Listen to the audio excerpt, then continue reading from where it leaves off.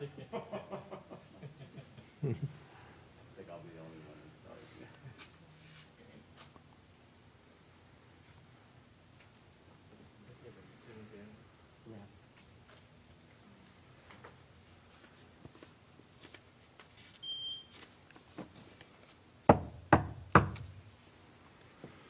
I'd like to call this meeting to order. This is a regular meeting of the Planning Commission for the City of Camarillo.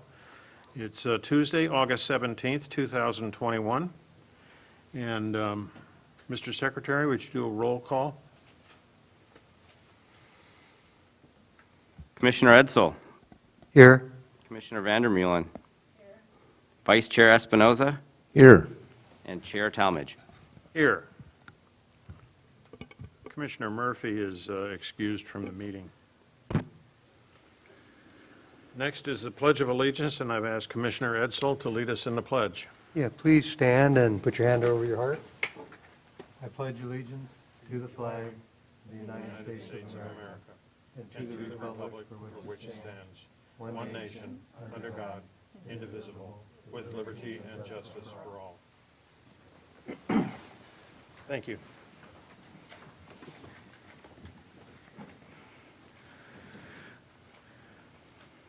Next item on the agenda is the consent calendar. Do we have a motion to approve the consent calendar? So moved with the note that only the minutes are on the consent calendar as an item. I'll second it. Are there any comments? No. Let's vote.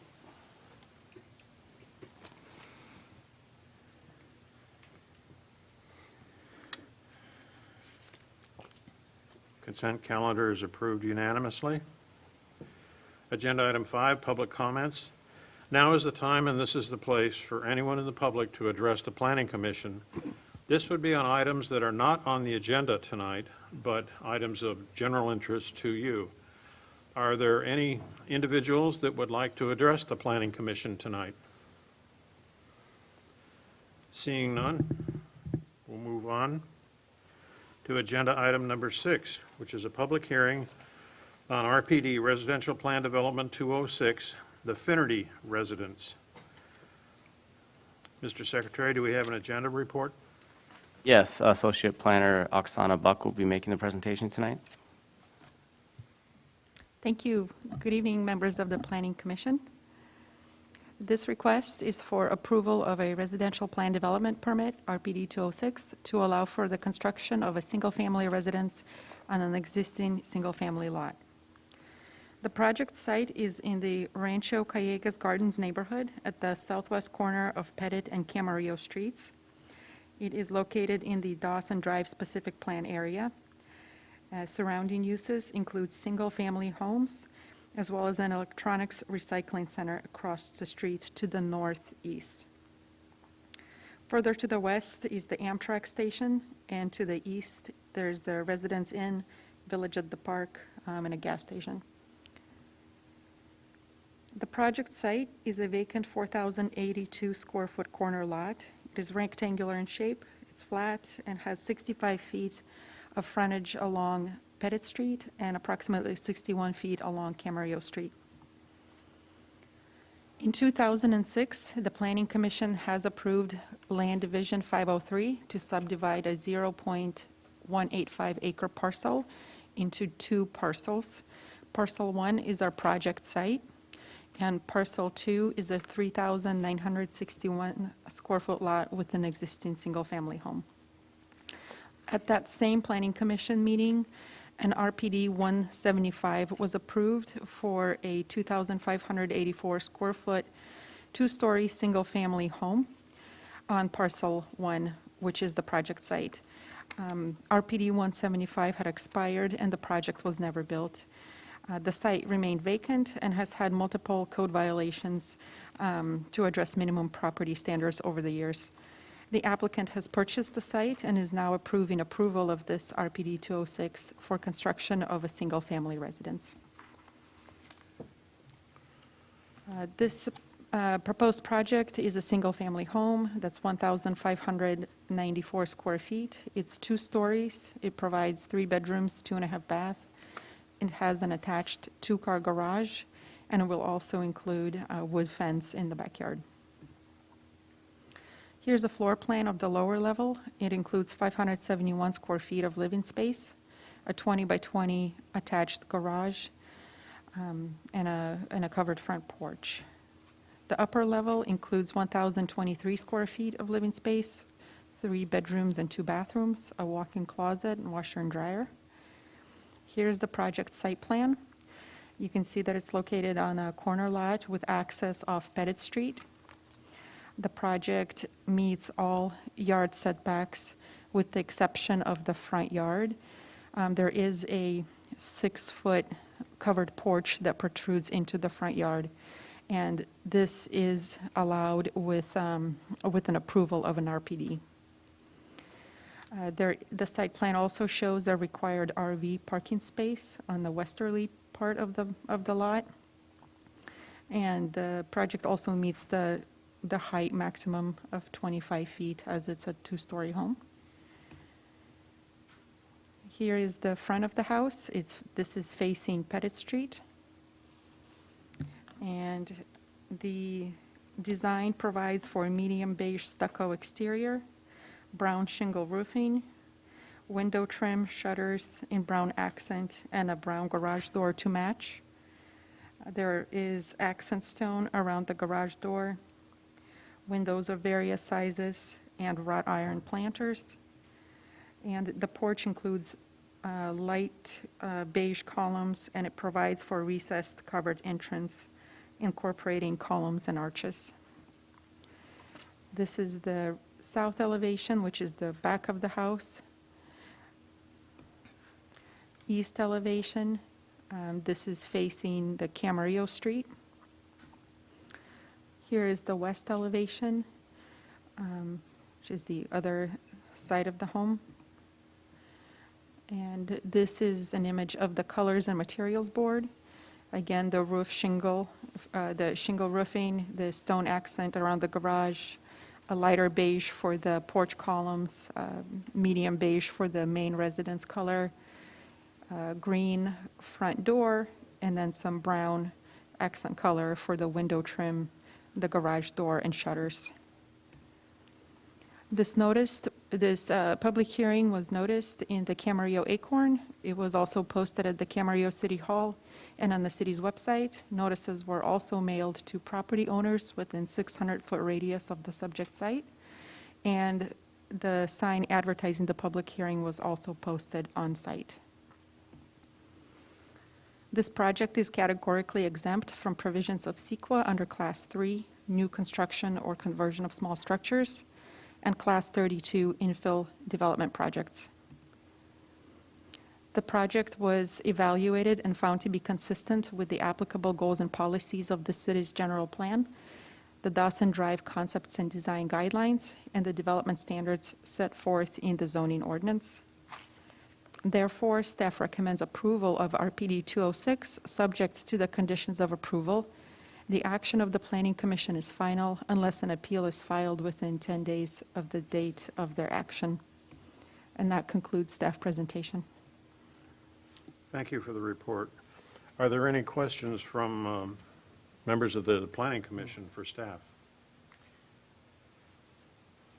I have a couple on the grid you have in our packet where that has all the zoning standard, and I just a little confused on the minimum front yard setback. I guess the building's the 20 feet, but it's the front porch that encroaches in there a little bit? Yes. Is that So what it is then? the home and the garage meet the 20-foot setback, but because the covered porch protrudes 6 feet into the 20-foot setback, the residence requires the approval of the RPD.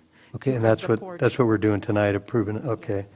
And then the other thing, I know it's probably not relevant for tonight's hearing, but it mentions that, since the approval, that there's been code violations and things, and what was that? Was there a structure on there before that? No, the site has been vacant since it was subdivided in 2006. Mhm. And over the years, there have been some weeds and code compliance for the minimum property standards. Okay. All right, thank you. Are there any other questions from the commission for staff? Not for staff. Seeing none, this is a public hearing, and I declare the public hearing open for public testimony. Do we have anyone that's here to comment on this item?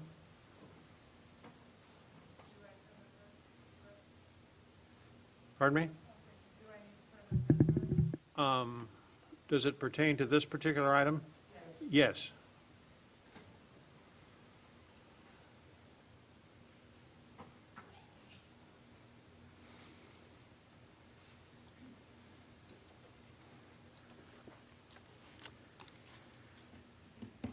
Yes, I owned that property. I subdivided it. It was owned R2 when we bought it. The city changed the zoning to RPD 10, so we spent a bunch of money getting it subdivided, and when I sold it, I made sure that in escrow, my daughter now owns the property at 113 Camarillo Street, that a new water meter will be installed in her house. They can use the water meter that's on Pettit Street for that house. And I just want to make sure that that is followed through with. Again, as I say, that was in escrow. So that's really the only issue I have. Thank you. So you're Mr. Finnerty? No. Okay.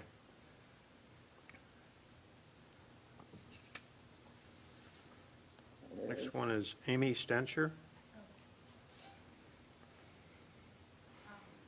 I just echo what my father was saying, because my water goes directly across this property, and my water meter is actually on Pettit and runs straight through this property. So I would want to know and make sure that that's being taken care of as it was outlined in the way that my father stated. And then my only other concern, and it looks like a beautiful home, and we're excited about that, is just what sort of like dust control and other sort of things would be to protect. The neighbors are very close. We're right there, like within, it feels, 5 or 6 feet, but it's probably 9 or 10. So what sort of like protection might be there for cars and windows and that sort of thing when there's dust flying or pieces of concrete and that sort of thing? That would just be my question as the neighbor. Okay. Let me ask a question. The house that we're talking about with the water line going to it, is it to the south or to the west of this site? Is it down Pettit or down the other street? It's down Camarillo. Oh, okay. Yeah, So so it's, the water line leaves my house at 113 Camarillo Street and goes directly through this property and ends on Pettit. So when I turn my water off, I leave my house, go down around the corner and turn it off there. I see. Okay. Any other questions? And is Rex Prey here? Oh, He spoke already, Chair Talmadge. yeah, okay, all right. Well, I asked if Patrick Finnerty was, He's the guy. Yes, I just provided that card in the event. oh, I see, if you okay. had any questions All or right. staff for me. Otherwise, I'm fine. Thank you. Are there any other individuals that care to comment on this project? Hearing and seeing none. Wait. Oh. Is this on this project, sir? Okay. All right. With that said, close the public hearing. My gavel. And I would ask if there's any comments from staff on what we heard specifically about the water line going through the site.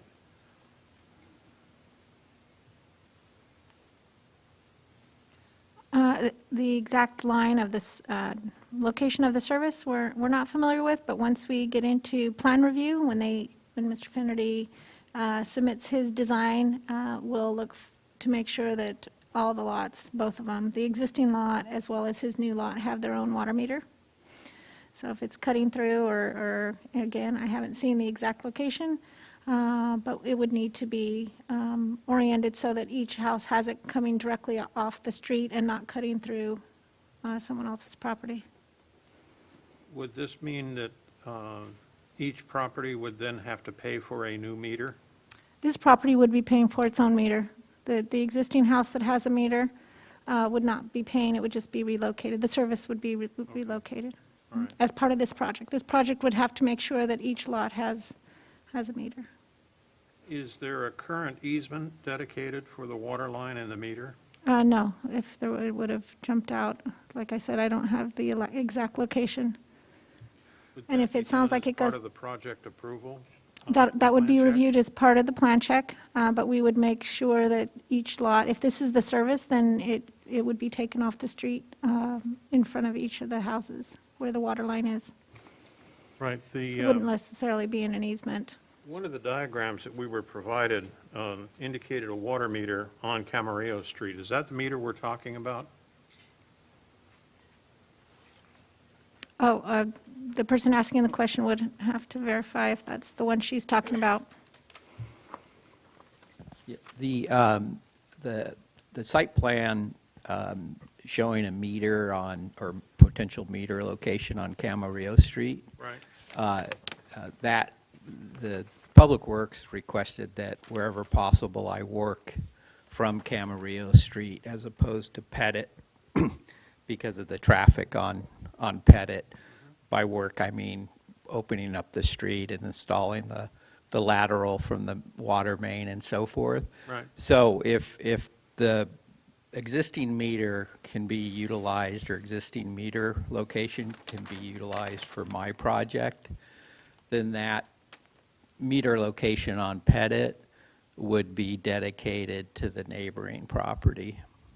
So we'd have one, the existing on Pettit, and the new meter would go to service the existing home on Camarillo Street. So at the end of plan check, each house will have its own meter. Right. And sometimes there are water lines that get easements, but definitely in this case, we'd make sure the water line is not in conflict with the house. But they would each end up with their own meter. So it sounds like, Do we have an exhibit that shows the site plan that we can put up on the screen?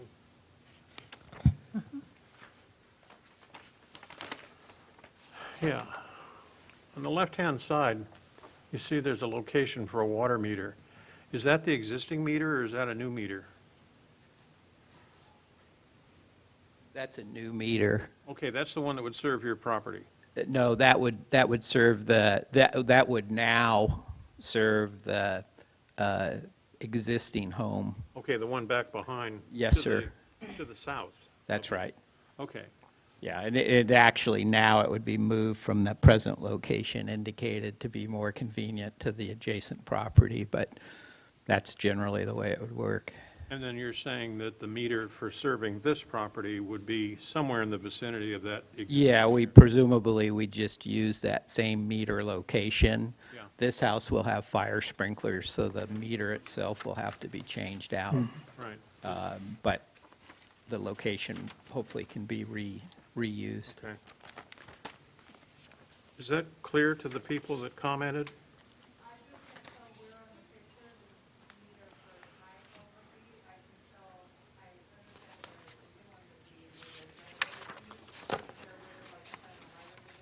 It's on the left-hand side of that diagram, and if you see the word Camarillo, it's kind of between the M and the A. There's a right, up a little bit with the arrow, right there, right there. Okay? That clarify the issue? Thank you. Thank you for your comments.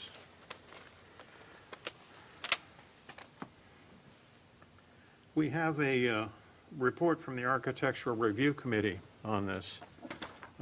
Vice Chair Espinoza has a report for us.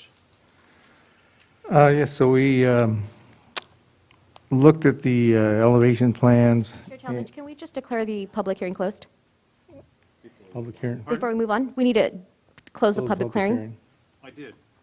That's when I banged twice and said, "That's my gavel." Okay, so just for the future, if we could just say the public hearing is closed, because, Yeah, all right, perfect. sorry. Okay. So ARC Review met to discuss the design. Obviously, as a single-family residence, not ordinary, but it's still a single-family residence within the heritage zone and had to comply with the heritage zone design guidelines. We were satisfied that those requirements were met. Actually has a real nice appearance from the front elevation as well, as you can see. The back, you can see there's some blank space, which is a result of a two-car garage on one side of the residence, and on the other side, they were hoping to be able to get glazing a window on that side off the kitchen, but there's a interior design that prevented that. So that's why that appearance may look that way. But aside from that, the applicant was actually very pleased with the process of going over and going through the design guidelines. He had an idea of what he wanted residents to look like, and was very complimentary of staff on the assistance he got to actually get it to where it is now, and was very pleased with it. And we had no real concerns with it, and recommend the full planning commission approve the architecture review report.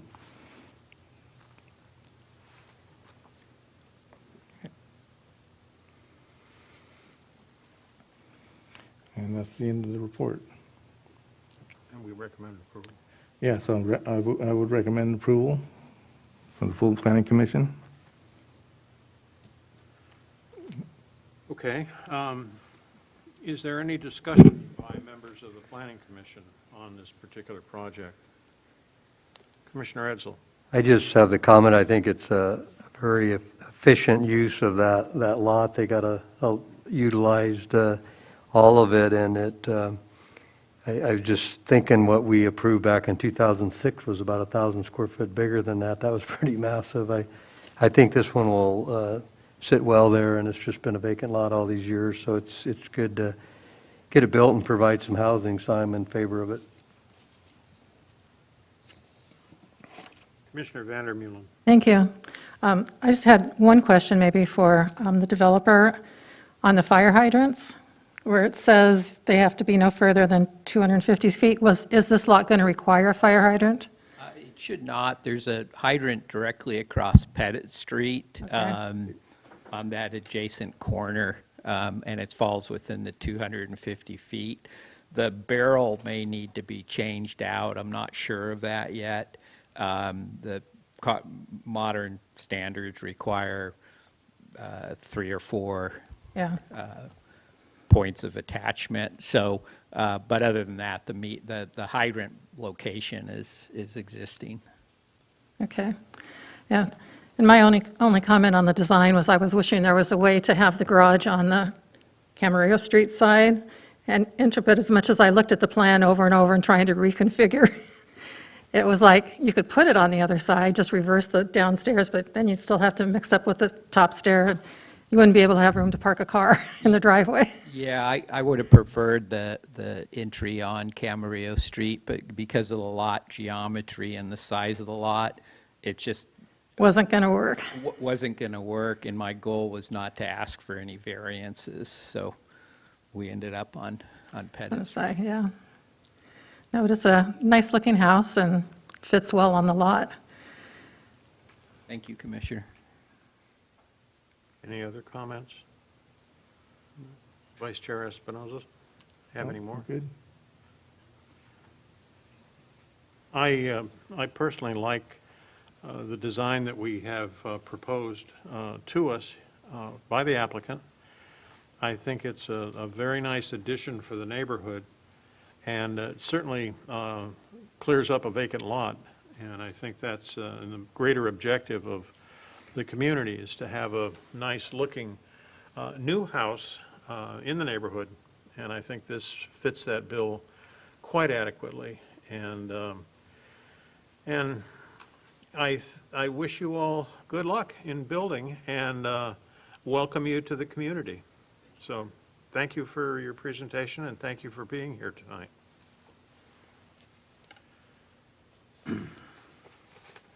We have some technical things we have to do. I would like to call for a motion to approve. The resolution number PC 2021-13, a resolution of the Planning Commission of the City of Camarillo approving a request by Patrick Finnerty for a residential plan development permit to construct a single-family residential unit in the RPD zone within the Rancho Callejas Gardens neighborhood, further described and set forth as RPD 206. I'll make a motion to waive further reading and vote for adoption. I'll second. Any comment? Let's vote.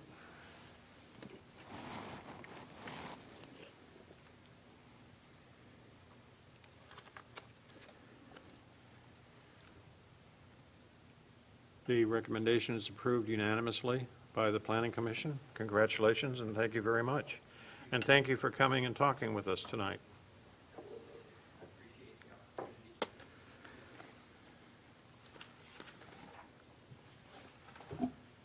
Next item on the agenda is a public hearing, Mitigated Negative Declaration 2020-11, a general plan amendment 2020-2, and change of zone 332 for the Darling Development Company on a project physically located at Camarillo Airport.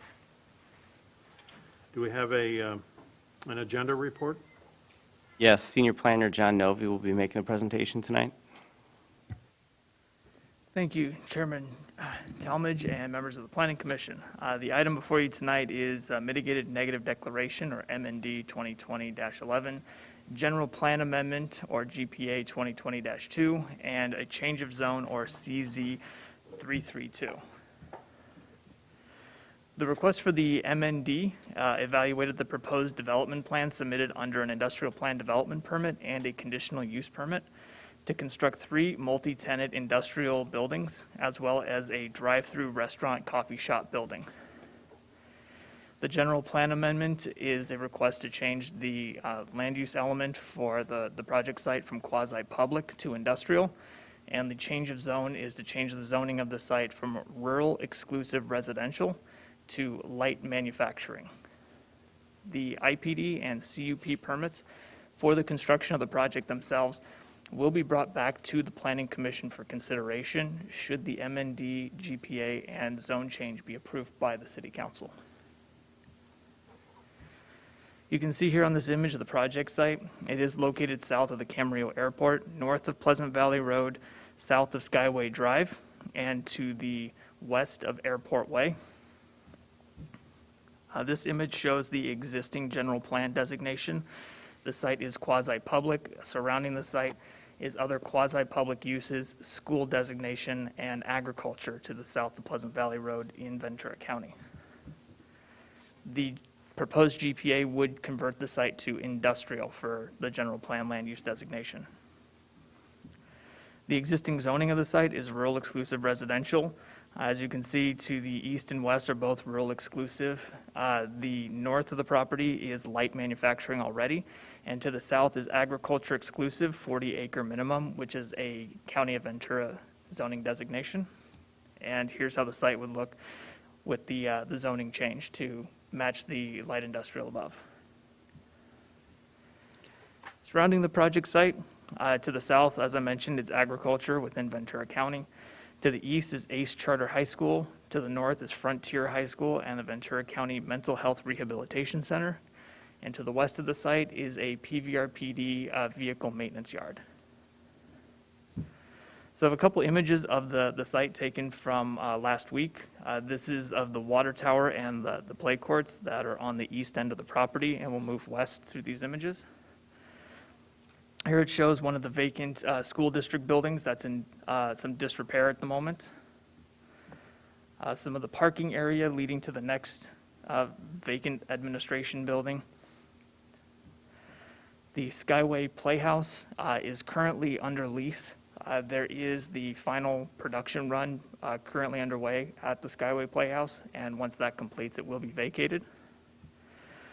And then this is the parking lot area for the Playhouse that has several shipping containers and storage in the parking area. The companion development application is proposed to demolish the existing school buildings on site, construct 3 new multi-tenant industrial buildings totaling 34,703 square feet, construct a drive-through restaurant coffee shop building that would be 2,000 square feet. It will keep the existing water tower in place, but replace the fencing with new decorative fencing, and it will retain 6 mature trees on the project site. Back in January 2020, this general plan amendment was referred to the City Council. The council reviewed and voted unanimously to refer the general plan amendment for further evaluation, but stipulated that the water tower was to remain on place, that the airport would have continued access to the water tower for the beacon, and that the retail store that was proposed at the time would not sell alcohol. In June 2020, applications were received for the general plan amendment, change of zone, and industrial plan development permit. And in April 2021, a conditional use permit application was submitted to convert the proposed retail building on site to a drive-through restaurant coffee shop. As you can see here, this is half of the site plan. The site is rather long and in short couldn't really fit neatly onto one site plan. So on the bottom image, you'll see building A and B that are the multi-tenant industrial buildings on the west end of the site. And then building C and D, one multi-tenant industrial, and the drive-through restaurant coffee shop, and the location of the existing water tower to remain in place. This slide shows the elevation of the proposed coffee shop facing to the north, which would be the front of the building. And the rendering on the bottom is of building B, which is the largest multi-tenant building on the site facing to the north. Part of the application for a general plan amendment includes consistency with the community goals that the city has adopted. The applicant has provided a more detailed analysis of consistency with the goals, which are summarized on this slide.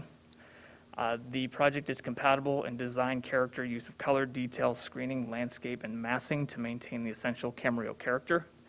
New landscape and preservation of some perimeter mature trees. A small industrial collection of buildings that encourage a small business opportunity for the residents of the community. Preservation of the existing airport water tower and maintain its appearance, and a much-needed opportunity for small business within the community to have viable access to small industrial space. The application also includes a request for the applicant to provide consistency with all of the elements of the general plan. A further analysis is in the agenda report, and they are summarized on this slide. The project will not expand the curb. The proposed project is consistent with the proposed industrial land use. The project will not alter existing traffic patterns, and the traffic and circulation study found that there will be no traffic impacts. The proposed project will provide light industrial and retail jobs supporting community residents. The project will keep the existing water tower identifying the airport and will be subject to the city's park impact fee ordinance. The project is consistent in color, material, detail, and finish, as well as screening and landscape, and will provide public art. The project will be served by law enforcement and fire departments as not in a hazard zone, and noise generated by the site will be within the structures and will be consistent with light industrial and not have sound associated with a heavy industrial type use. In 2018, the city adopted an economic development strategic plan that identified economic development goals and strategies to achieve those goals. The project is consistent with the EDSP that it provides for small business startup and industrial space at varying size that are uncommon in the area. The project would redevelop an underutilized site that's mostly vacant to be consistent with other developments in the surrounding area. And the proposed drive-through restaurant coffee shop will provide an opportunity to bring food service to an area in the city that is currently underserved. The project was evaluated for a mitigated negative declaration, and the city contracted with Rincon Consultants to provide that environmental analysis. Representative with Rincon, Greg Martin, is here and will be taking over the presentation for the next few slides.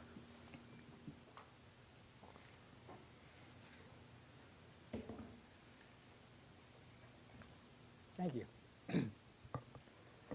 Thank you.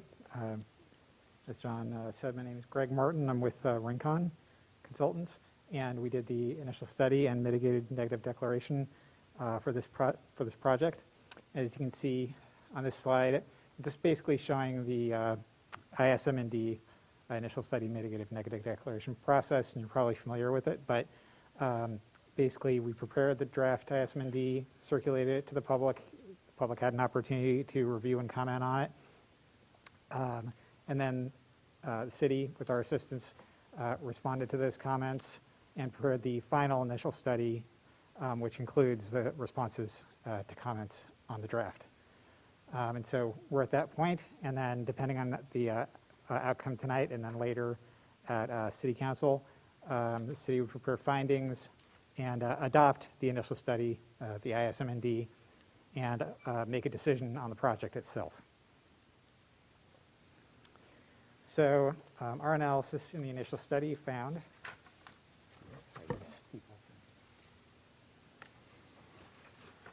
that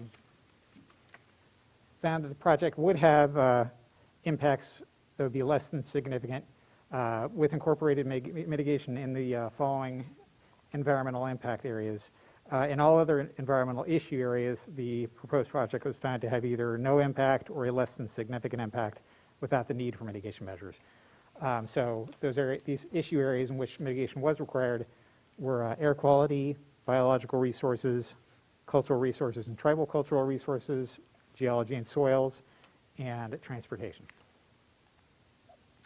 So I'll go through these somewhat quickly. We can, if you have questions, we can skip back later, but this lists the issue area and then the mitigation measures that were required to address impacts in that area. So for air quality, the mitigation measures had to do with controlling and reducing NOx, or oxides of nitrogen, during construction from construction equipment. And then also another mitigation measure, which actually was not in the draft, but was put in to the final in response to a comment, and that is AQ2 there is for asbestos-containing material. And actually the mitigation measure really just requires compliance with existing regulations, but in response to that comment, we included it as a mitigation measure in the final ISM&D and the mitigation monitoring and reporting program. For biological resources, because there will be some tree removal, removal of existing trees on the site, there's a mitigation measure to avoid impacts to nesting birds, if there are any, for survey for them, for example, and then if there are any, how to avoid them during the nesting bird season. It says exactly when that is.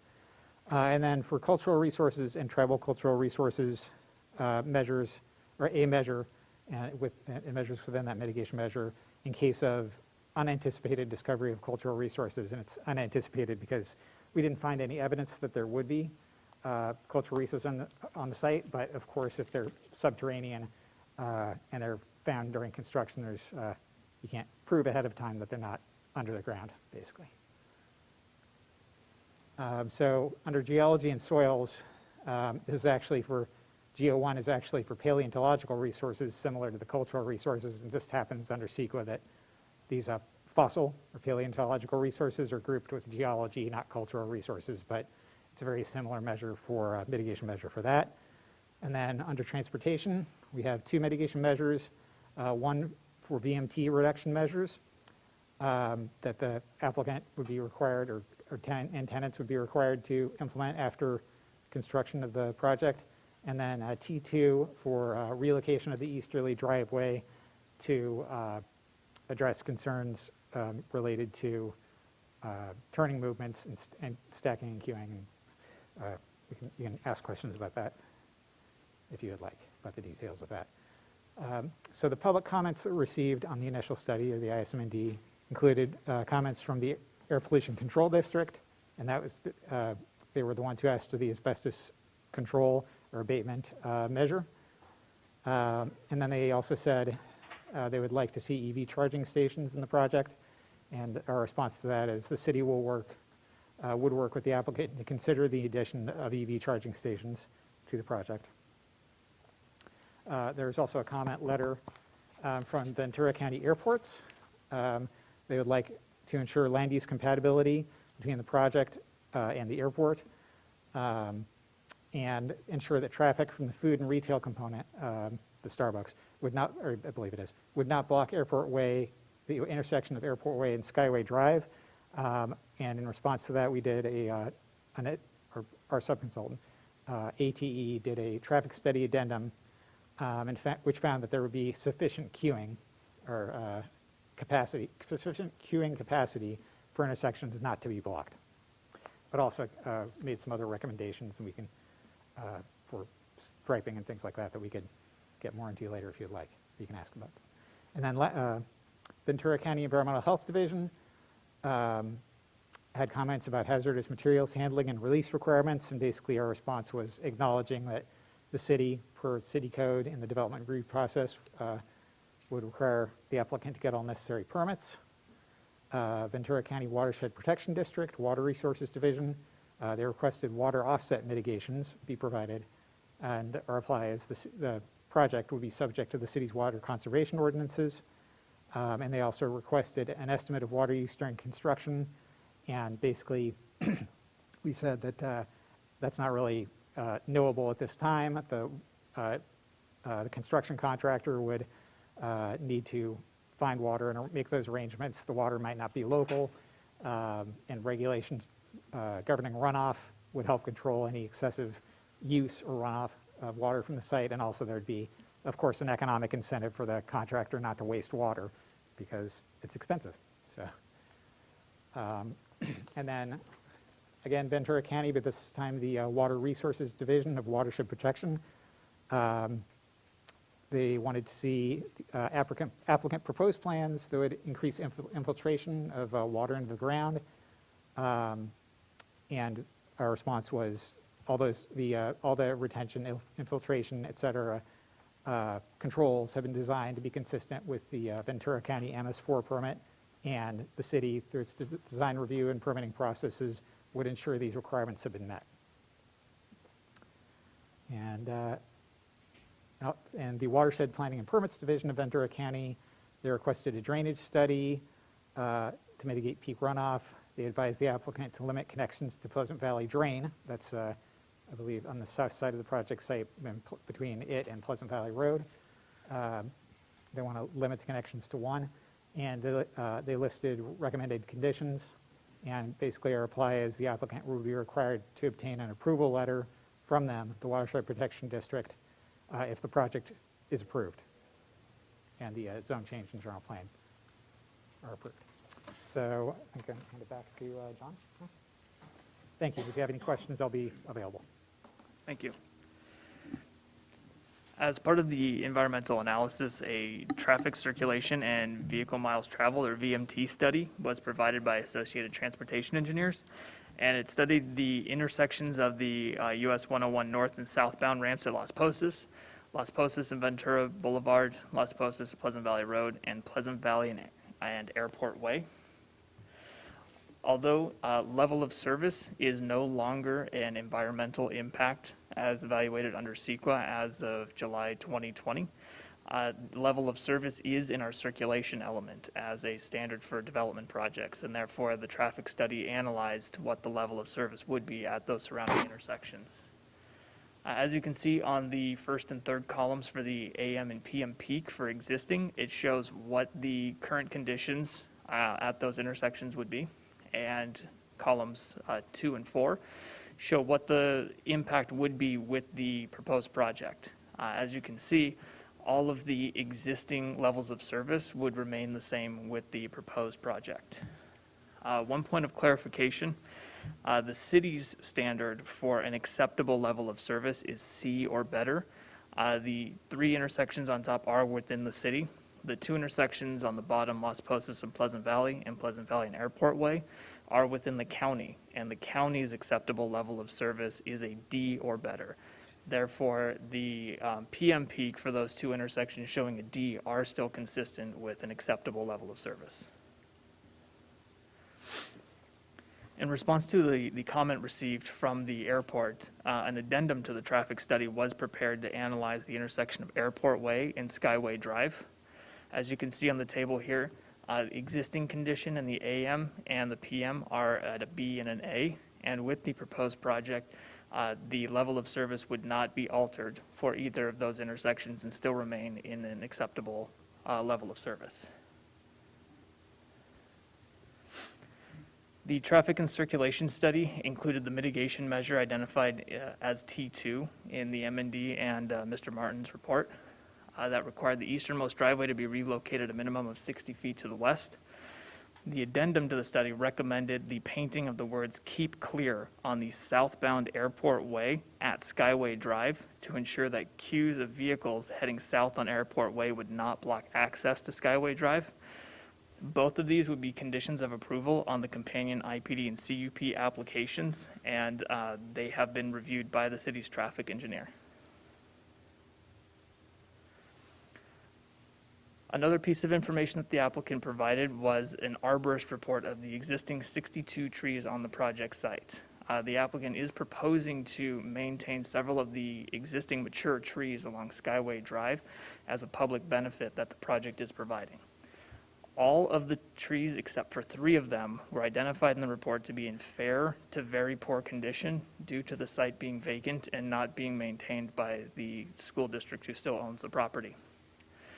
The applicant is proposing to preserve 6 existing mature trees on site. 5 of those are of the 8 mature Indian fig laurel trees along Skyway, and the final tree is a mature olive tree that will be relocated to the corner of Airport and Skyway Drive. The project will also be providing new landscaping throughout. Conditions of approval on the companion IPD and CUP applications will include requirements for preservation of the 6 trees that are identified to remain on site. We'll have a condition for ongoing maintenance and for replacement of the trees should they die. The replacement condition will ensure that the replacement will have guidelines for a ratio, meaning if 1 dies, then 2 are replaced, or we'll have a minimum box size for those replacements so that the statement trees will be replaced. Additionally, a standard condition of approval is that all landscape plans need to be reviewed and approved by the city prior to the issuance of building permits. This image here shows the conceptual landscape plan, and the red circles are showing where the existing Indian fig laurel trees are to remain on site. This is the location of the existing olive tree that's going to be preserved, which will be relocated to the corner of Airport and Skyway. Public benefit is a big component of the general plan amendment, and the applicant has provided a statement of the public benefit that this project will provide. This slide shows a summary of that information, and more detailed information is provided in the agenda report. But the project will replace buildings which uses are inappropriate for the project area and are older with less opportunity for reuse, provide local community business of all types to have access to small, light industrial space adjacent to the airport, encourage local community business growth, incubator business opportunity within close proximity to the airport and surrounding housing elements, while keeping business within the city of Camarillo, provide new structures, replace old, outdated structures, maintain community character, respect the identity of the Camarillo Airport, and provide additional needed retail opportunity near the airport and surrounding area. In addition to the benefits provided by the applicant, the city has identified several other public benefits that the project will provide, including providing infill redevelopment for an underutilized site, enhance architecture and streetscape along Pleasant Valley, Airport, and Skyway, provide a convenience to the surrounding business to the Camarillo Airport and commuters on Pleasant Valley Road, provide additional food service in the area that's underserved, furthers the economic development strategic plan, provides public art and a new entry monument for the Camarillo Airport, preserves the 6 mature trees that were identified previously, and preserve the existing water tower and beacon for the airport. The companion development applications under the IPD and CUP will be considered by the Planning Commission at a later date should the MND, GPA, and zone change be approved by the City Council. I have identified several proposed conditions of approval throughout this presentation that I wanted to re-summarize. That the mitigation of environmental impacts will be included as a condition of approval. The painting of Keep Clear on the southbound Airport Way at Skyway Drive. That the final location of the easternmost driveway be subject to approval by the city's traffic engineer. Payment of appropriate school and park impact fees. Preservation of the mature trees identified in the arborist report. And the maintaining of the existing water tower and access to the airport. I also wanted to highlight that the request for the general plan amendment and zone change tonight do not grant entitlement or development rights to the proposed project, and that those development applications will need to return to the Planning Commission at a later date for consideration of approval. The recommended action is to adopt resolutions recommending that the MND, the general plan amendment, and the zone change be approved by the City Council. And that concludes staff's report. Thank you. Are there any questions of staff or the consultant by members of the commission? Commissioner Edsall. Yeah, I had a question about the traffic, and I know we're not approving the projects tonight, but will there be another look at mitigation measures at the time the project comes forward, that they can condition the project on that? That will be considered prior to the development project moving forward to the Planning Commission. We'll be analyzing the project and collecting conditions of approval with recommendations from the city's traffic engineer, taking into account the traffic study and the addendum to the traffic study that have been provided. And then just a follow-up question on that. You know, we got that late correspondence today from the airport, and they kind of questioned the study, you know, with the schools on the airport site, and whether or not, you know, those were accurate numbers, because they did some of the studies during the COVID when the schools were shut down. Did you guys look into that and think that that had any significant effect on the reports that you had prepared? Yeah, we received that comment from the airport at about 4:30 this afternoon. We have relayed the comments to the applicant, our traffic engineer, and the environmental consultant. We will be continuing to have coordination with the airport throughout the development review process, including meetings to discuss the traffic studies, so we can alleviate those concerns or address them through project redesign or possible mitigation.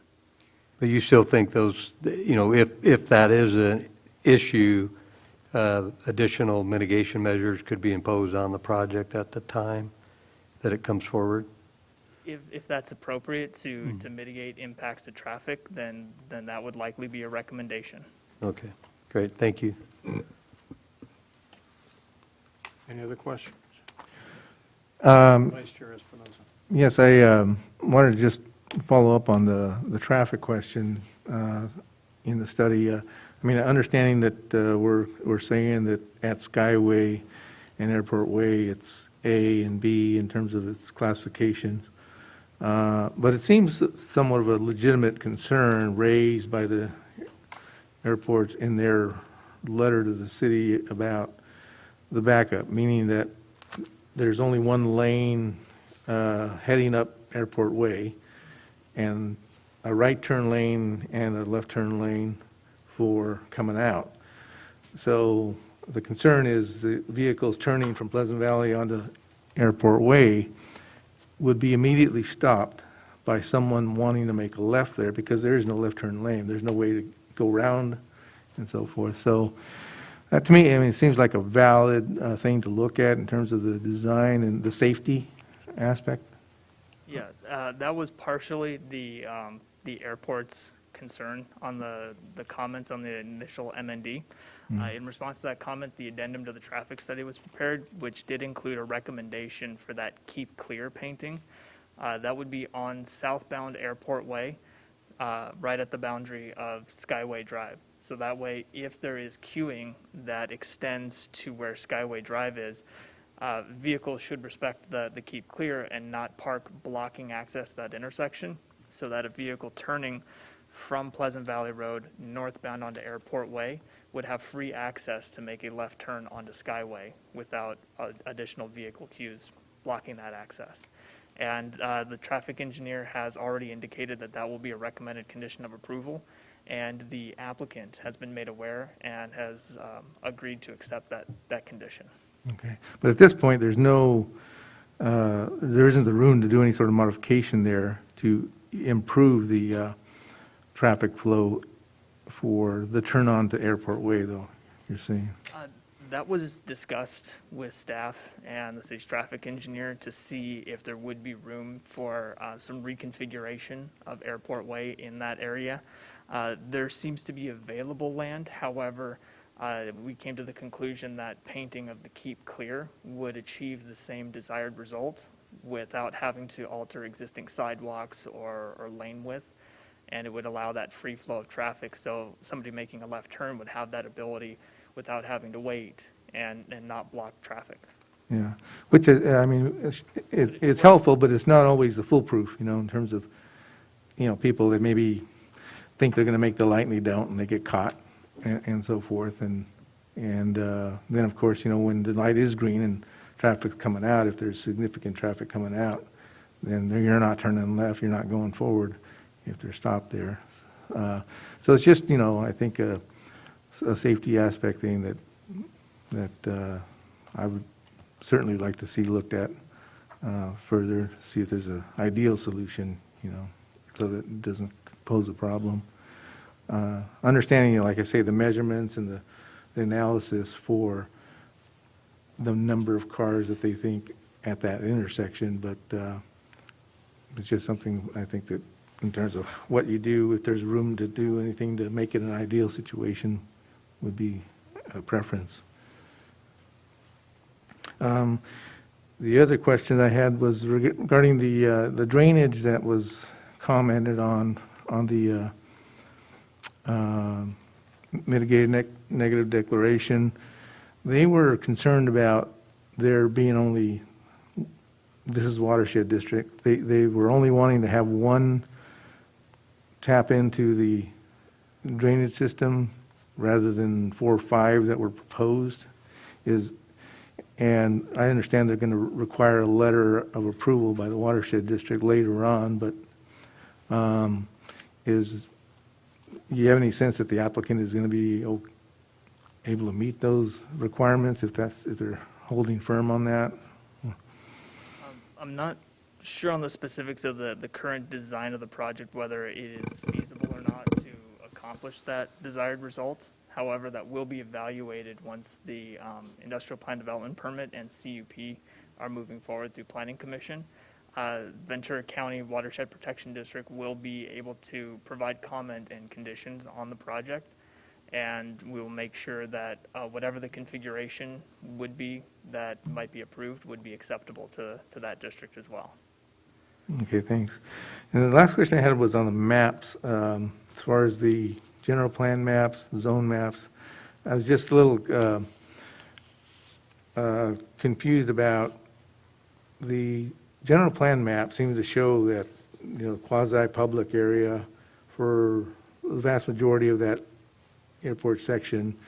In this instance, we're talking about doing a general plan amendment to change to industrial, and then doing a zone change from rural exclusive residential to light manufacturing, which all makes sense. I mean, that, as far as the changes of classifications, but I was wondering, given that it's all like pretty much zoned for light manufacturing, even though it's in the general plan map, it's showing quasi-public, why there was a need for a land use change rather than just a zoning change in this instance. The change in land use would be required because currently it's quasi-public, meaning it has to have some sort of public use. For example, across the street is a building owned by Ventura County, and they provide mental health service there. So the county is a public agency providing a public benefit use at that site, even though it is an office building, and to the west of the project site is owned by Pleasant Valley Park and Rec District, which has a maintenance yard, which would be more typical of an industrial type of use, but it would still be consistent with the land use because they're a public agency. The proposed project is not proposing to be owned or operated by any sort of public agency, and therefore, for industrial use or a coffee shop, it would need a new land use designation because it wouldn't qualify for that quasi-public. Okay, got it. Thank you for cleaning that up. Commissioner Vandermeulen? Thank you.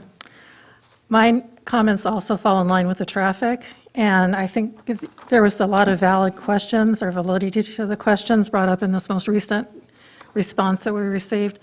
Because if they haven't looked at it when school is, when school is in process, because then you're going to have a couple different busy times other than normal busy to and from work times.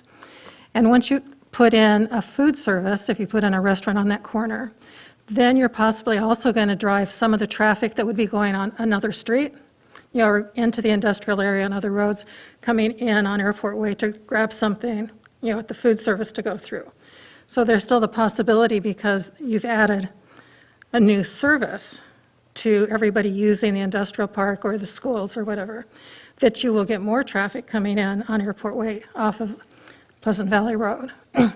So hopefully, in the next few months, as they're starting planning and working on it, they will pay attention to the traffic with the schools. And we won't be able to see what it does with the food service on the corner until after that's there. But at least keep that in mind. And I think most of the traffic that would be coming from the parks and stuff will be weekends, if there are people using the park. So that wouldn't be impacted by the day-to-day weekday traffic. But I think there are still a few things that we need to look at on the traffic issue. And that is still being considered. Like I mentioned previously, this will all be discussed again when it comes back for the development permit. And the follow-up comment that we received from the airport was only provided at about 4:30 this afternoon. But we are going to be continuing to coordinate with the airport as this goes forward and ensure that we have proper analysis. I also wanted to highlight that the addendum to the traffic study also reanalyzed the 5 intersections that were identified in the report, as if the project was converted from the 2,000 square feet of drive-through coffee shop back to 2,000 square feet of industrial. And the analysis found that the existing condition, the project with all industrial and the project with the coffee shop, all provided the same level of service. So the baseline, all industrial and coffee shop, there was no change on level of service impacts. And that was what the addendum to the traffic study had found. Yeah. I don't know if that that I would totally agree with that, because I think you're going to get more school traffic, other traffic coming in and stopping there. And I think it will make a difference on that corner, that one entrance, but that'll remain to be seen. Just something to be cautious about. Yeah, and of course, the traffic will be analyzed by the city's traffic engineer and Okay. have that recommendation when it comes back for consideration. Okay, thank you. Any more questions? I have some questions. I think I'm going to go first to the mitigated negative declaration. Mr. Martin, my question has to do, there's reference in the staff report, and you also made reference to VMT measures. And can you provide a little bit of clarification of what VMT measures were applied in this particular case? I understand vehicle miles traveled, but how does that apply in this particular case, and where do we see that in this project? Excuse me. Well, I think I think the project as proposed, and staff can correct me if I'm wrong, but doesn't necessarily get down to the level of detail of some of the VMT reduction measures that are actually being recommended. So the mitigation measure that lists those VMT measures, some of those might be new to the project or might just be provide more detail than is in their current development application. But I can pull that back up again. Or do you have a, actually, I can. Yeah, so. Let me just grab the mitigation monitoring and reporting program. Yeah, the mitigation measure for T1 for VMT reduction identifies that prior to a certificate of occupancy, that the applicant must include and implement the following VMT reduction measures. The following list of commute trip reduction measures must be implemented by future tenants of the project to reduce VMT per employee. And then it goes on to list implementing alternate employee work schedules and telecommute operations, enroll employees in VCTC ride match carpool and guaranteed ride home programs, provide preferential carpool parking spaces, subsidize van pool parking, and provide short-term and long-term bicycle parking spaces. The applicant has already indicated that there is going to be short and long-term bicycle parking on the project site, and we have not gotten to the level of detail yet to see if there's going to be preferential parking spaces for carpool, and we don't have information on any van pool or the other measures, but that is something that the applicant will have to provide to the city for review and approval prior to them getting occupancy of the buildings. Right. I appreciate that discussion. I wanted it clarified just for the edification of all here and for the record. Second question has to do with, in your initial study that led to the mitigated negative declaration, did you look at all at any alternative analysis of, is it just as we see it here, or did you look at the Starbucks site being on the far west side of the site as opposed to next to the water tank? We did not look at alternatives to the proposed project except in the traffic study addendum to some extent. Yeah, okay. But in an initial study, CEQA doesn't require an alternatives analysis, and that's normally not done. If this were an environmental impact report, then an alternatives analysis would be required under CEQA. But no, in an initial study, you analyze the proposed project and do not look at a completely don't look at a different alternative and then do environmental analysis on that alternative. If there was a change in the project to move that commercial site of Starbucks over to the other side of the site, would that, in your opinion, require a revised environmental document, a revised mitigated negative declaration? The only impact area I think in which that might make some difference would be the traffic, and it would not necessarily require a whole new initial study. I would assume require additional traffic analysis. Right. But then that could be compared to the initial study and the traffic analysis that was done for that. And really in terms of circulation at least, maybe not in terms of VMT, but in terms of circulation, and VMT also, we really used the traffic study and report the findings of the traffic study. So if if a revised site plan was done and new traffic analysis was done, that would be supplemental to the initial study, and I don't think you would necessarily need to redo the initial study just because of that. Okay. You mentioned the concern, and one of the potential impacts was the amount of runoff of stormwater from the site, and did you look at all, or has anyone looked at using pervious pavements in the parking lot as opposed to impervious pavements? We didn't look at that alternative. I think that would basically constitute an alternative to the proposed project. If we found that there was a significant impact that required mitigation, that might have been one of the things we looked into. But also, runoff and all those hydrology impacts, they're very regulated.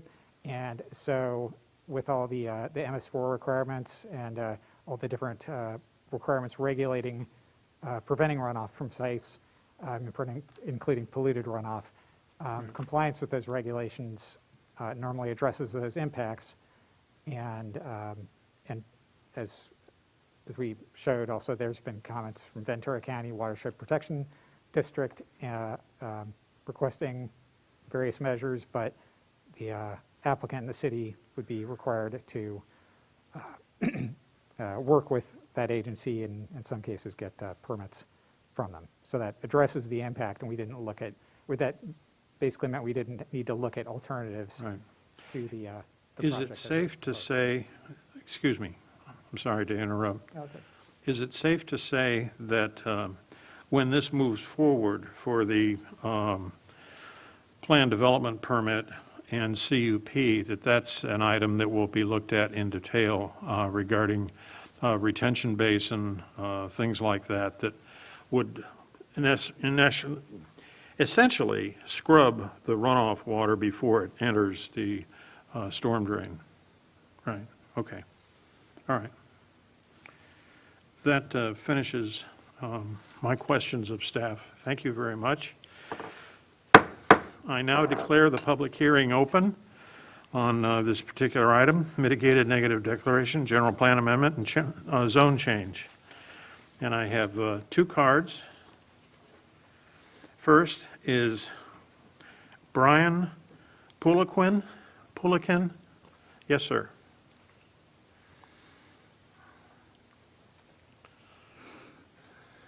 Thank you, Mr. Chairman. I'm not as good-looking as Brian. Brian is our architect. I'm Chuck Cohen, Aye. representing Mr. and Mrs. Darling, who are here this evening. Greetings. We appreciate the time and effort and the very great detail that has gone into a general plan amendment and a zone change consideration. It's obvious that you folks are very serious about protecting the environment and the interests of the city of Camarillo.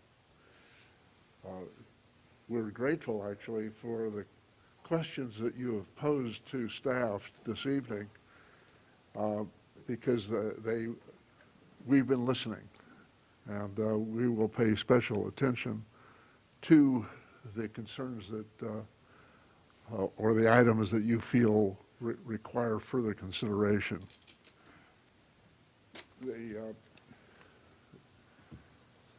The issue before the Planning Commission this evening is one of whether or not the current zoning and the current general plan land use designation for this property should be changed. And the reality is that it's currently a residential designation, which may have made sense many years ago when it was originally adopted, but probably doesn't in any way make good commercial or business sense today, recognizing that the airport has in fact grown up around it. The other point that I would make to you is that, excuse me, the Oxnard Unified School District has operated facilities on this site until currently just the theater, but up till maybe 2 or 3 years ago. And that's no longer part of the profile or the facility operation for that district. And what this transaction allows for is actually the ability of the district to receive capital funds to go into its general fund for a property that's no longer of financial or operational use to it. So other than that, and let me say that we're in sync with, these masks bother me. We're in sync with the effort and recommendations of your staff and of the MMD that is before you. And we are here to essentially to answer questions. There may be things that you have brought up that might require further deliberation at the appropriate time. And please understand that we're not waiving or acknowledging that some of those details might need further discussion, but we don't think that this is the appropriate moment to get into that kind of detail for us as well as for yourselves. But we are here for your questions and for your consideration. We appreciate it. Thank you. All right, thank you for being here. The next card is from Chuck Cohen. Oh, that's you. Well, I thought, wait a minute. Okay. Mr. Poliquin is only here to answer questions. He Oh, okay. is the project architect. Got it. Thank you. Are there any other comments from our group in the row?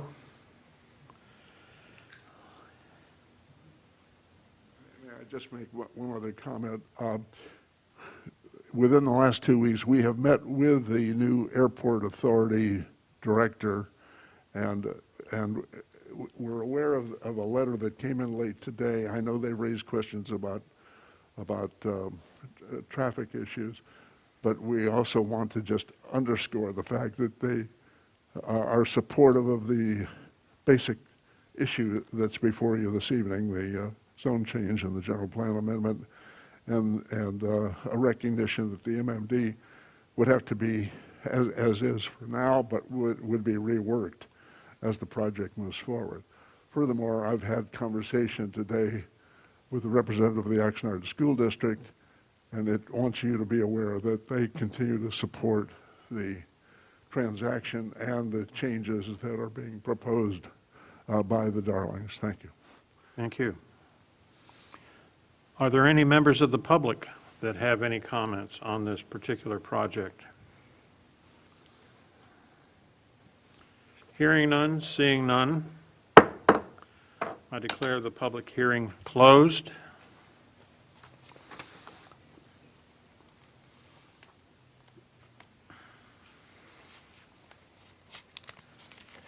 Do we have any questions from the commission on anything, perhaps either of the applicant or anyone else? I don't. I'm good. I have a general question. The industrial buildings that are proposed, I did not see any indication that there was semi-tractor trailer traffic that would be visiting these. Is it all one unit kind of large trucks or just small trucks or what? The expectation and the purpose of the project was really to provide for incubator-type operations and small square footage units that are particularly attractive right now, and we know that the airport authority has received many inquiries as to that type. We would anticipate that the service of these units would be by sports utility vehicles or pickup trucks, things of that sort. This is not a large truck or a semi operation at all. Thank you. Yeah, it didn't seem like there was enough room to move a tractor trailer in and out of there anyway. And I can provide some further clarification. Pardon? In the traffic and, or parking and loading section of the agenda report, it identifies that industrial space that is under 3,000 feet does not need to provide, or sorry, industrial space less than 10,000 square feet does not need to provide a full-sized loading space, which would be the 12 by 50, and would qualify for a, quote, small loading space, which is 12 by 24. And they have provided on the proposed plans 2 loading spaces for each of the industrial space, consistent with the 12 by 24 small space size. Okay.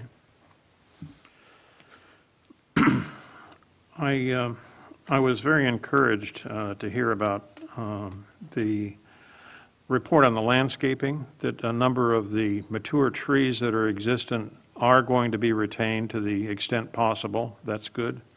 They provide, of course, excellent shade and, well, potential habitat for birds and whatnot. I don't know how well that olive tree is going to do. It's kind of part of a corner of a building, but anyway. Has there been any discussion now or in the future about painting the water tank? I know you're going to enclose it or put a little park around it, but what about painting the tank? That would be up to the airport authority, and we know that there has been discussion to the effect that the airport authority, in order to be able to repaint that tower or any facility of that height on the airport site, requires FAA approval. So we're let's say, supportive of doing something of that sort, but that remains to be part of the airport does not own the underlying land of that tower. And Mr. and Mrs. Darling are making an accommodation to the city council's desire as well as to the airport authority to leave it in place. But as to any improvements to it, those would have to be under further discussion with the airport authority. No, I understand. I wanted to ask the question because I went out and I looked at it and I thought, it's been a long time since that was painted, and they don't paint tanks orange and white anymore. So anyway. Chairman Talmadge, we would be delighted if they choose to do so. Okay. I note also, just for the sake of information, that what we're approving tonight is three things. Resolutions recommending to the City Council adoption of a mitigated negative declaration, recommending to the City Council a general plan amendment, and adopt a resolution recommending approval of the zone change. We are not, at this point, talking about specific project approval. That is, the architecture of the buildings, the layout, those sorts of things. That will come later when the project comes forward. Assuming the others are approved by the City Council, then we will see this back again sometime in the future to weigh in on architecture and those kinds of elements. So I just wanted to provide that clarification. Are there any other comments by the Planning Commission? And my only comments are for the items before us tonight. I could support them. I think it's going to be, an improvement to get that school property rezoned and have some commercial property there and tear down what's existing. I think it'll be improvement for the airport. And for the items before us, I support all three of them. Commissioner Vandermeulen? Looking at them, I think they're a big improvement, definitely needed, the small spaces. And they're going to be used well, I hope, when they're done. I like the plan going forward that we think we're going to get back looking at this, but I definitely support the change that we have before us tonight. So, Thank yeah. you. Vice Chair Espinoza?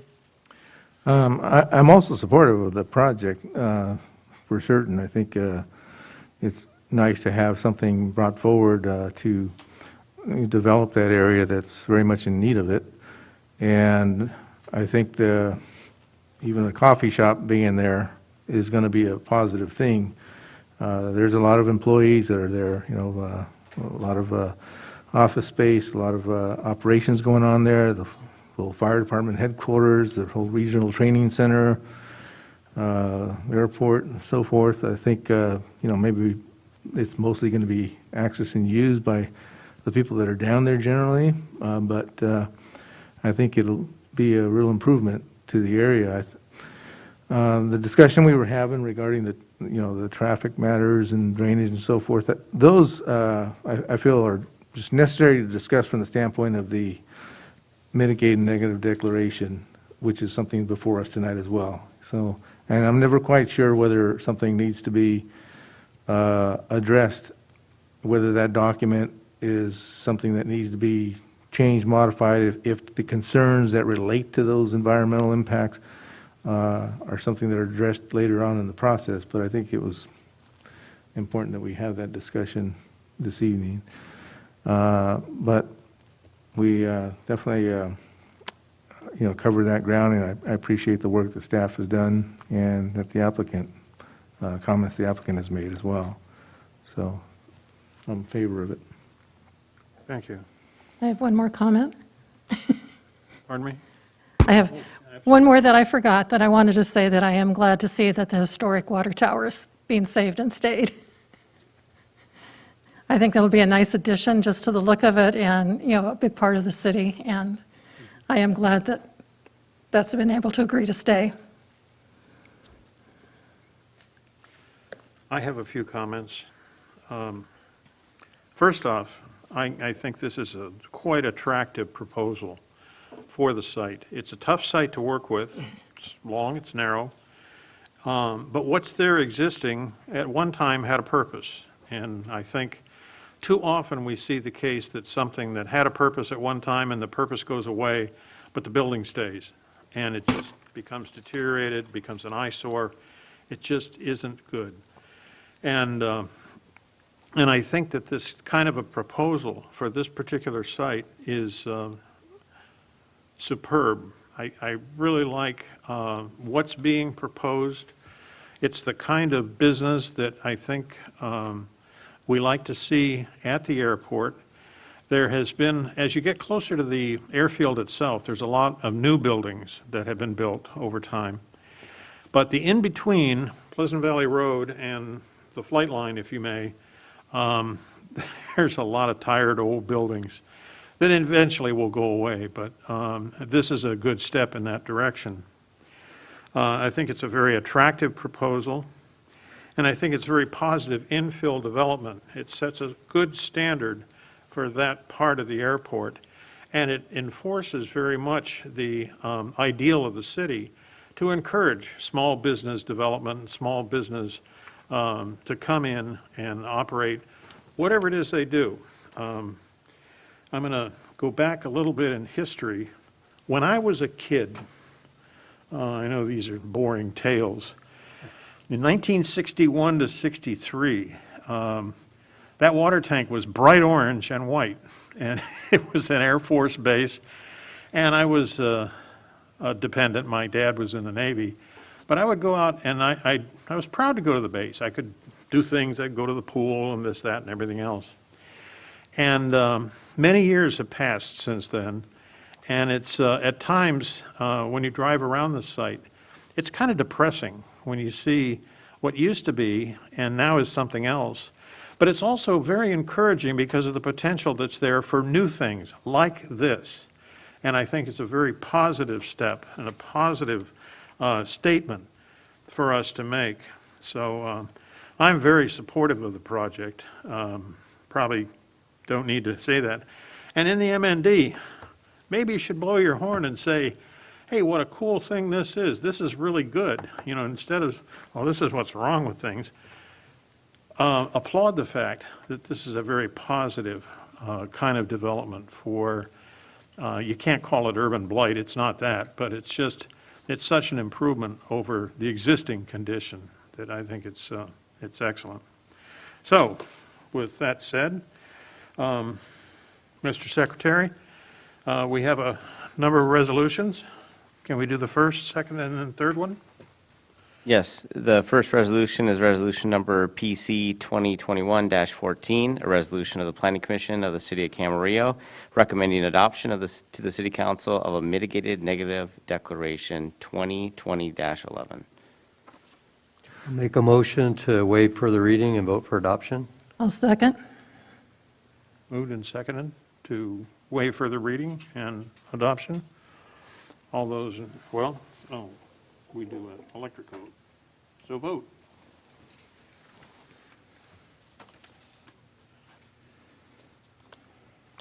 Approved unanimously. The second resolution tonight is resolution number PC 2021-15, a resolution of the Planning Commission of the City of Camarillo recommending approval to the City Council of a request by Darling Development for an amendment to the city's the city's general plan land use element, further described as GPA 2020-2. May I ask a question before, on this heading for the resolution, does it need to incorporate what we're requiring or requesting a change to, the current land and zone?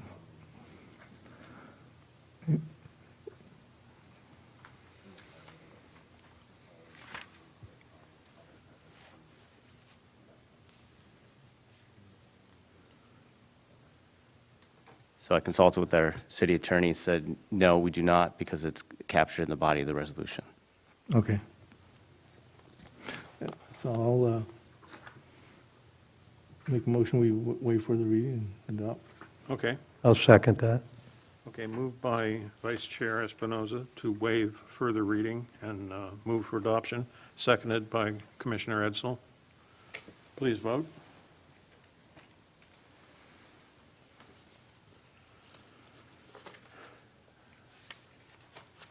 Motion carries unanimously. The third resolution tonight is resolution number PC 2021-16, a resolution of the Planning Commission of the City of Camarillo recommending approval to the City Council of a request by Darling Development for a change of zone from rural exclusive residential, RE, to light manufacturing, M1, located at the southwest corner of Skyway Drive and Airport Way, further described as CZ-332. I'll make the motion to waive further reading and vote for adoption. I'll second. Moved and seconded. Please vote.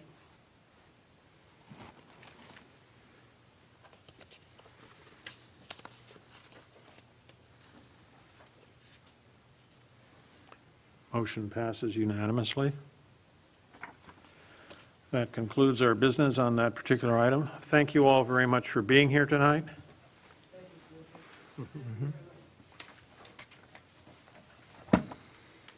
Next item is Director's Report. So the only item I have on the director's report tonight is we were originally planning to have the Planning Commission tour of projects next month in September. Unfortunately, with the Delta variant and COVID issues still kind of lingering, we have decided to postpone that to a later date.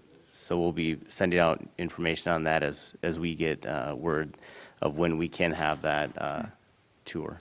So And are we still on for the first meeting in September? So our next meeting will be at the August 31st. There will be a special meeting Oh, right. for the Camarillo Housing Element update. August 31st, housing element. Is that a joint meeting with the city council? No, that'll just be a meeting of the Planning Commission, and at that meeting... We're at 5 and they're at 7:30 or something. Well, no, we'll be making a recommendation to them. And Yeah, they'll- I know, they'll- but our meeting is at 5 and theirs is at 7:30. Or is ours at, Ours is at the will be Oh, at it's 6:30. 6:30, yes. okay. 18:30, okay. And what about September? So we're still tracking for projects to be in September, but we haven't finalized anything yet.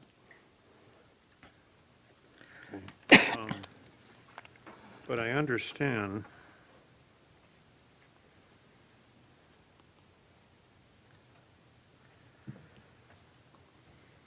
the 7th would be the normal time for a meeting, and that's the day after Labor Day. Are we going to meet that day?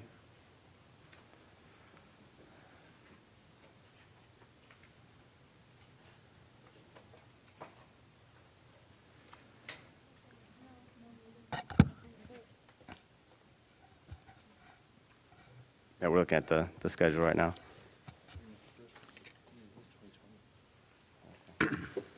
Yeah, so we'll let the Planning Commission know through our normal process as we schedule items for the agenda.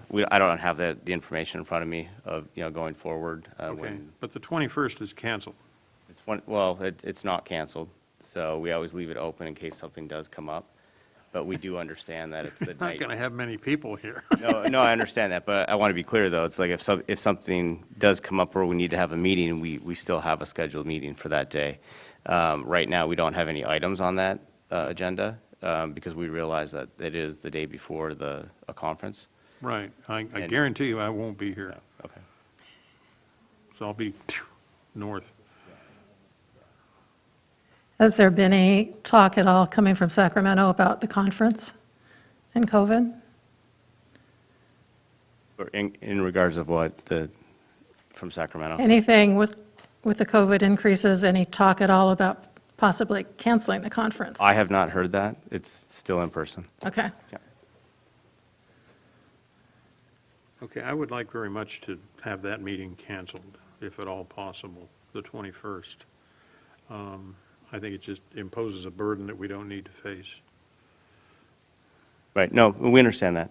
You know, we normally send our cancellation notices, the week before. Like I said, we do not have an item scheduled for that meeting, and we're trying not to have one. So, Okay. And the 7th is still unknown? and yeah, there's only one meeting in September. So, and The 7th. the one meeting is the 21st. What happened to the 7th? There's only one scheduled meeting for the Planning Commission in September, and it's for the September 21st. Oh, Yeah, generally, I think it's two Tuesdays a month, but at the beginning, I think there was a calendar where they only set one meeting on Tuesday for September, so that's just how it historically has been. Maybe it's because of the league, I'm not sure.